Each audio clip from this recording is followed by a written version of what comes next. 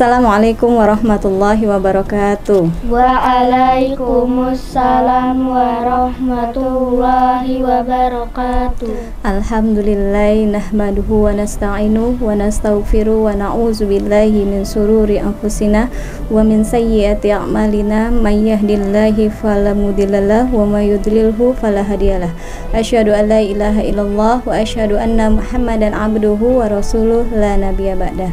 Alhamdulillah, segala puji bagi Allah. Pada hari ini Allah perkenankan kembali kita bertemu di program TV Al-Furqan hari ini ya.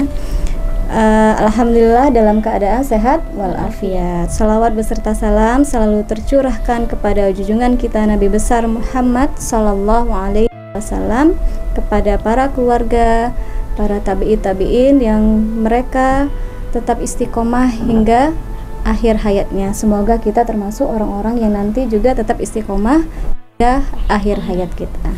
Baiklah anak-anak bunda, sahabat TV Al-Furqan semuanya yang insya Allah dirahmati Allah subhanahu wa ta'ala.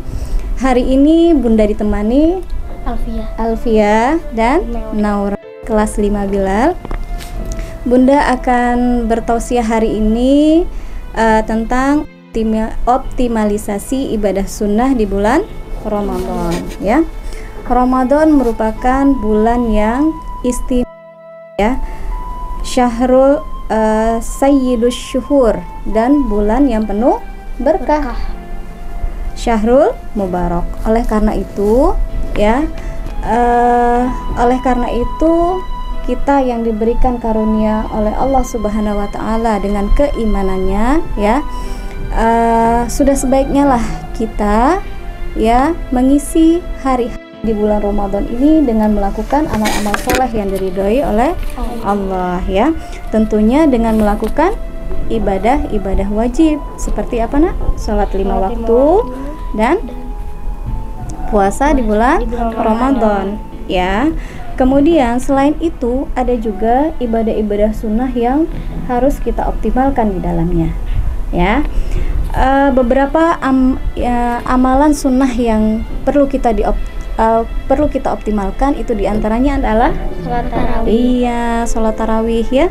Alfia sama Naura salat tarawih? Iya, di mana? Di masjid ya? Oh, di masjid. Pernah nggak salat tarawih di rumah? Pernah. Oh, pernah juga ya, nggak apa-apa.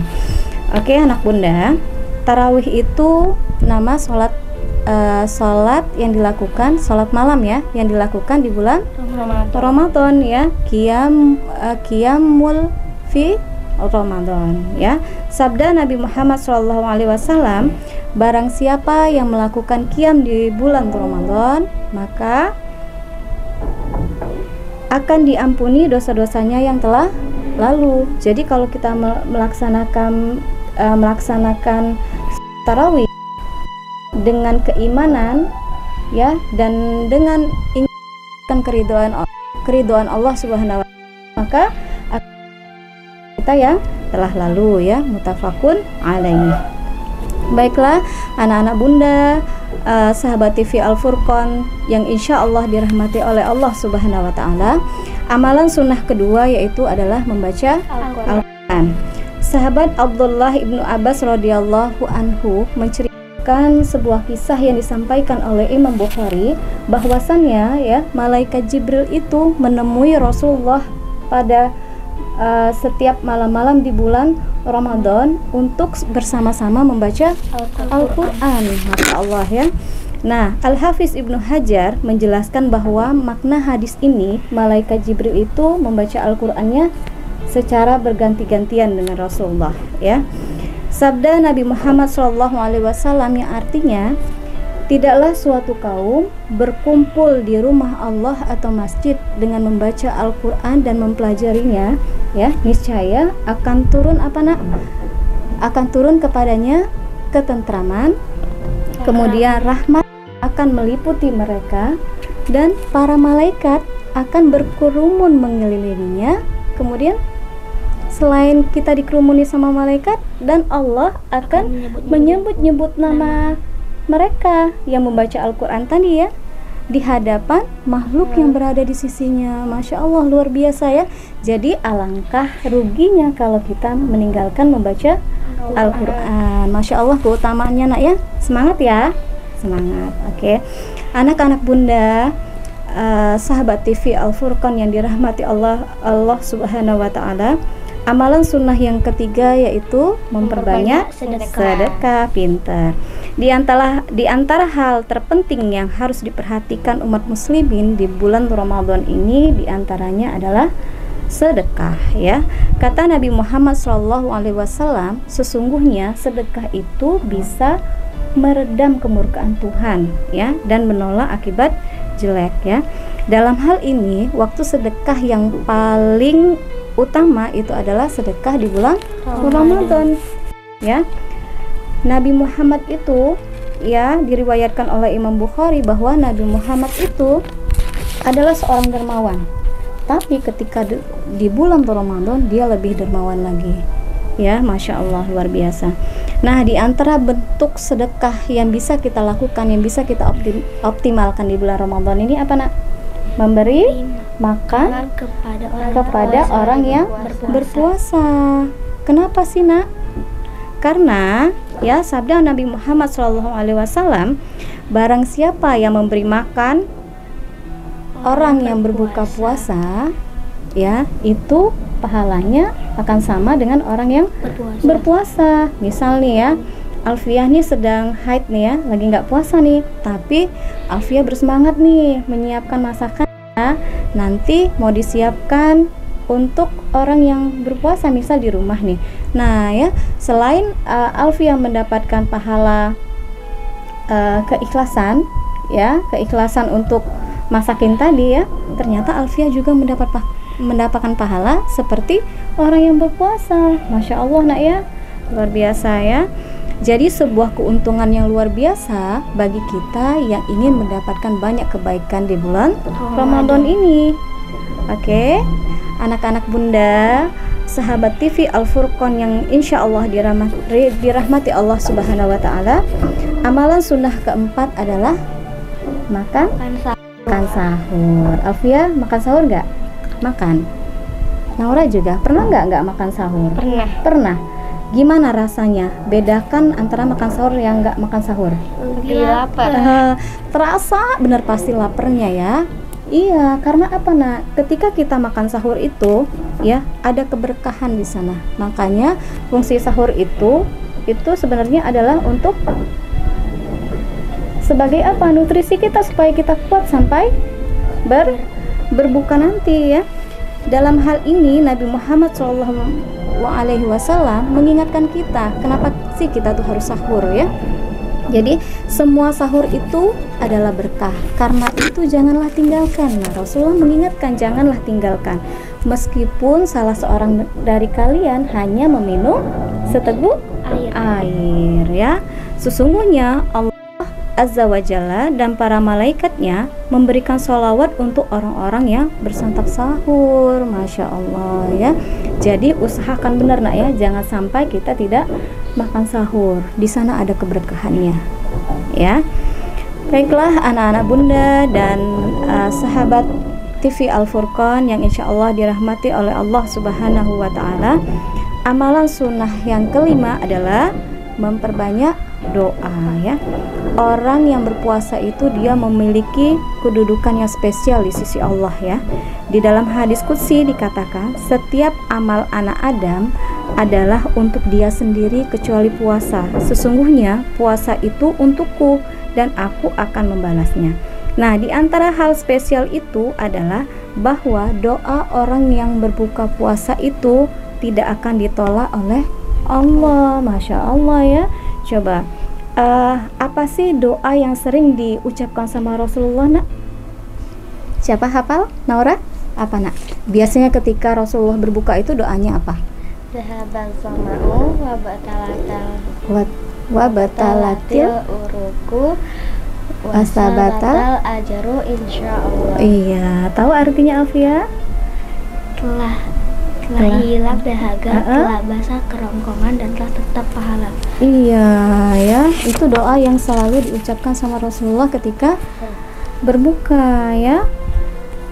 Kemudian juga karena ini salah satu tempat diijabahnya doa ya, ini waktu-waktu mustajab, ketika setelah membaca doa yang biasa diajarkan sama Rasulullah, anak-anak juga berusaha untuk menyempatkan diri berdoa sendiri nih ya. Ini mumpung nih anak ya, mumpung istilahnya kita diberikan Allah kesempatan berdoa, waktu yang mustajab untuk berdoa. Silakan anak-anak nanti setelah membaca doa itu minum ya, minum, baca doa, kemudian sempatkan berdoa sendiri ya.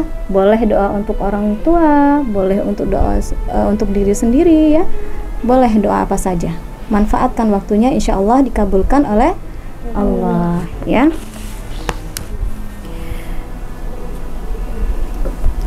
Oke, untuk amalan yang keenam, tadi sudah yang kelima ya. Nah, untuk amalan sunnah yang perlu kita optimalkan diantaranya adalah iktikaf. Apa itu iktikaf, Nah?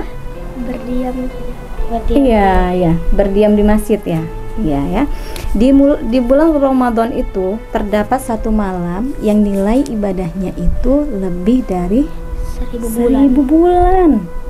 Ya, apa itu Nak? Iya, Lailatul Qadar ya. Kapan itu terjadinya Lailatul Qadar? Ada yang tahu? 10 hari sebelum Nah, kita ini ya, bacain hadisnya ya. Dalam hal ini Nabi Shallallahu Alaihi Wasallam berpesan ya, carilah dengan sungguh-sungguh Lailatul Qadar pada malam ganjil pada 10 hari bulan Ramadan ya. Diceritakan kembali oleh Aisyah radhiyallahu anha bahwasannya Nabi Muhammad SAW itu tidak pernah meninggalkan iktikaf sampai beliau wafat ya. Masya Allah ya. Hadis ini menunjukkan bahwa ya, iktikaf adalah termasuk sunnah muakkad, sebab hal ini senantiasa dilakukan oleh Rasulullah ya. Bagi kita kaum muslimin sudah selayaknya mengikuti sunnah Nabi ini ya, sesuai dengan keadaan dan kemampuan kita. Siapa yang sudah pernah iktikaf? Belum? Naura belum ya? Belum ya. Nanti kalau misalnya biasanya kalau ini orang tua iktikaf itu boleh ikut ya, biar tahu tuh gimana rasanya iktikaf ya.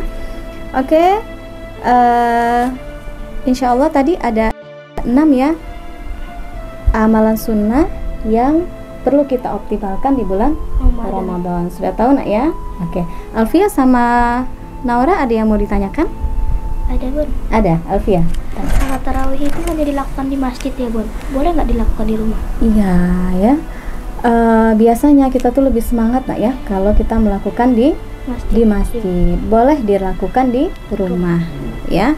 Berapa rakaat Nak? Minimal 2 rakaat ya, ditambah minimal 1 rakaat witir. Naura? Iktikaf itu kan berdiam diri di masjid. Kan kita cuma diam doang. Apa aja yang harus kita lakukan? Oh, kalau kita hanya berdiam saja rugi dong ya. Banyak sekali amalan-amalan yang bisa kita lakukan ketika iktikaf. Di antaranya seperti hadis yang sebelumnya Bunda sampaikan bahwa tidaklah suatu kaum berkumpul di suatu masjid ya, di rumah Allah atau suatu masjid, biasanya apa? Membaca Al-Quran dan mempelajarinya ya. Biasanya ada di suatu masjid yang sudah punya program iktikaf tuh, lebih gampang kita, dia ada program tilawah, murojaah ya, ada juga tausiahnya ya. Bukan berdiam diri saja, nanti ujung-ujungnya tidur ya, rugi kita ya. Oke, ada lagi yang mau ditanyakan? Enggak ada ya.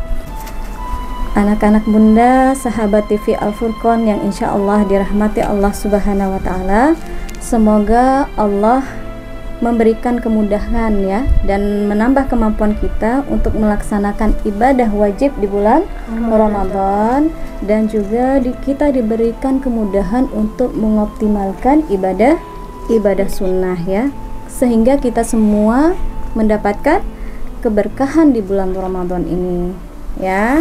Baik anak-anak Bunda, sebelum kita tutup, kita pantun dulu ya. Oke. Makan sahur dengan madu. Cakep. Berbukanya dengan kurma. Cakep. Kalau ingin Ramadan penuh berkah, optimalkan juga ibadah sunnah. Baiklah, mohon maaf atas kesalahan, dan kepada Allah Bunda mohon ampun. Terima kasih kepada Ananda Alfia dan Naura. Bunda tutup dengan wassalamualaikum warahmatullahi wabarakatuh. Waalaikumsalam warahmatullahi wabarakatuh.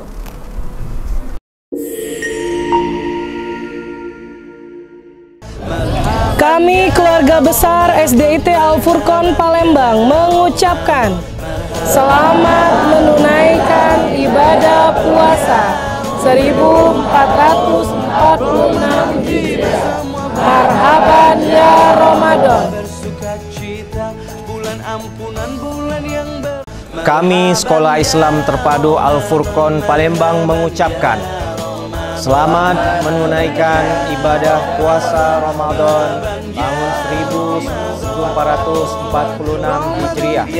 Marhaban ya Ramadan.